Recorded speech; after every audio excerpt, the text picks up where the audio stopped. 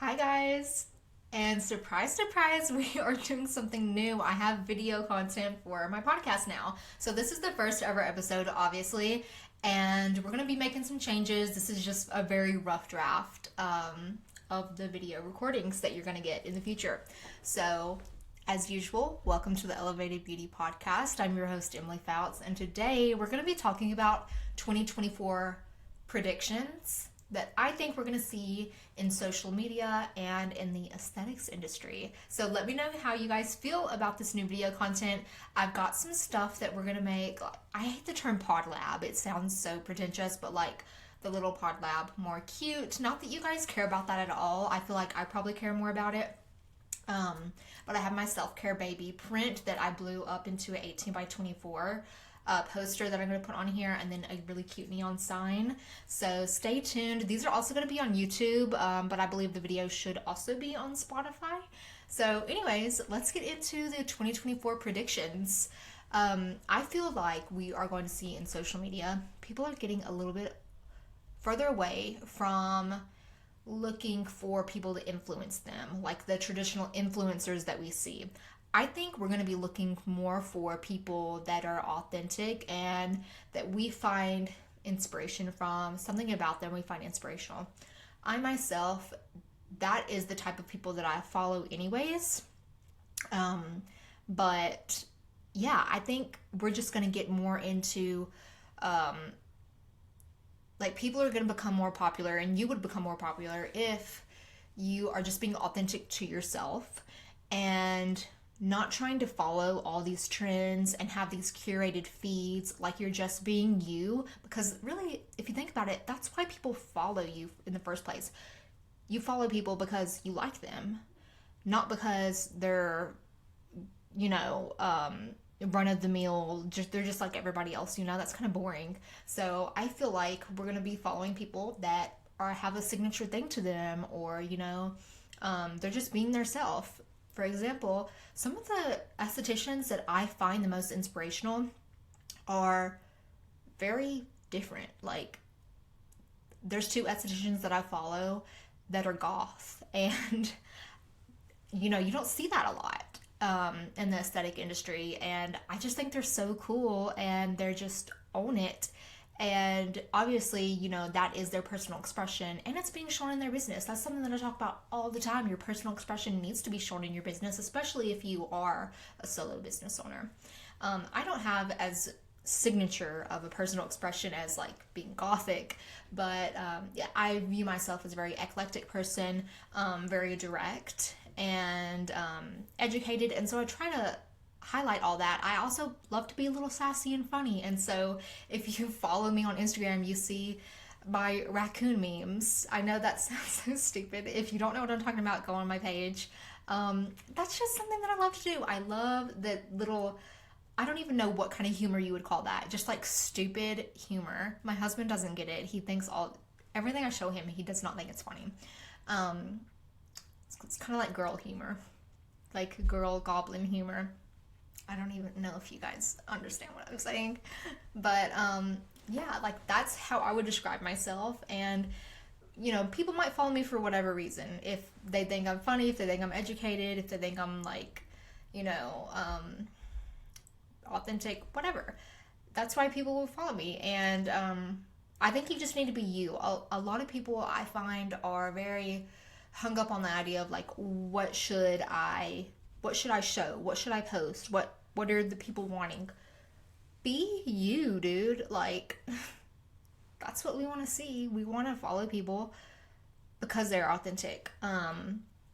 Obviously there's a part that goes into it is like professionalism. Obviously, you want to filter what you're posting. If you have a business, you don't want to be, too, you don't want to be political and all that stuff, but be who you are.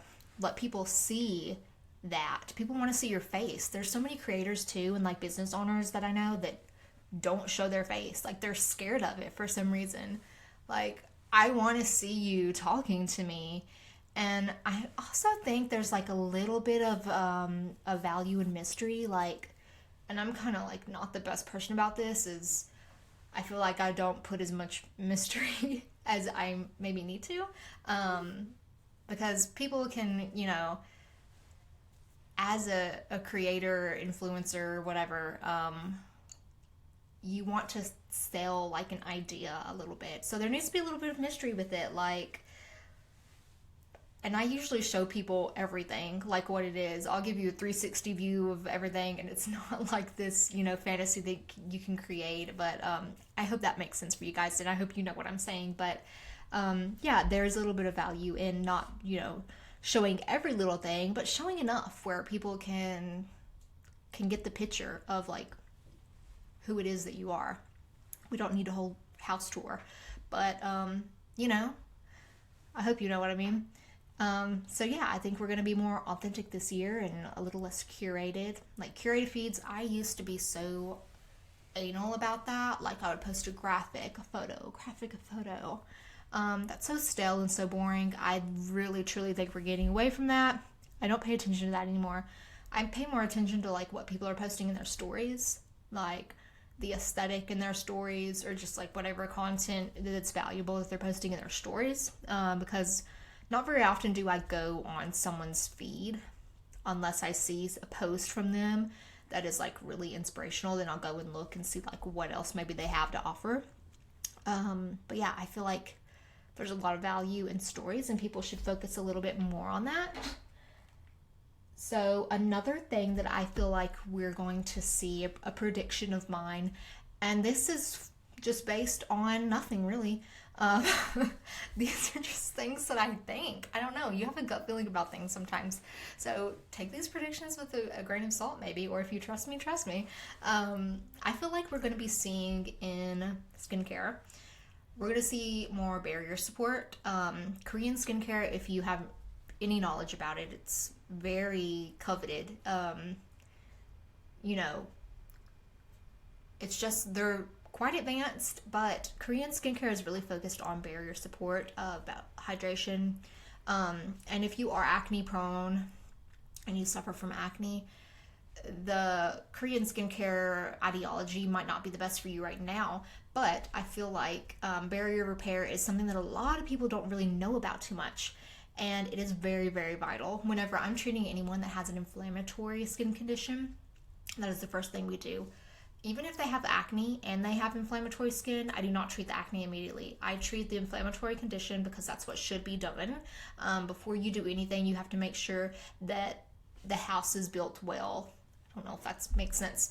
I always like to tell people that you can think of your skin as a brick wall, and your skin cells are the bricks, and your lipids, ceramides, essential fatty acids is the mortar. And when the mortar is cracking away, that's when you get those inflammatory reactions. You get that sensitized skin. So in order for us to build that wall back how it needs to be and healthy, we need to reestablish those essential fatty acids, those lipids, those ceramides. So we're going to reestablish that with some mortar, which is going to be, essential fatty acids, lipids, ceramides, ingredients that are going to support that wall, that are going to support that lipid barrier. And so after that, the wall is built correctly, then we can go in and we can power wash it with acids and different things like that. But yeah, I think we're going to be seeing more knowledge in that in the general media, and I think we're going to see maybe some skincare brands come out with some more barrier supportive products. I also think we're going to see more collaborations with skincare brands and estheticians. So I think, the way that social media is, collaborations, people have followers. There are some estheticians that have so many followers, and I think that brands really recognize that. And estheticians really are the foot soldiers of these skincare brands. And so I think we're going to see more recognition there. So yeah, this is going to be a short episode, of course. So I just kind of want to test the water. I kind of wanted to test the waters a little bit. So let me know what you guys think about the video included with the audio. And I'm so excited to do more with this. I'm going to make it fun. I'm going to make it interactive. I might have my husband on here one day, have some guest speakers that are in my local area, of course. And then also virtual, because I can host guests on here. So yeah, Anyways, I will see you guys next Monday, 8 a.m. Mountain Standard Time, for another episode. Bye.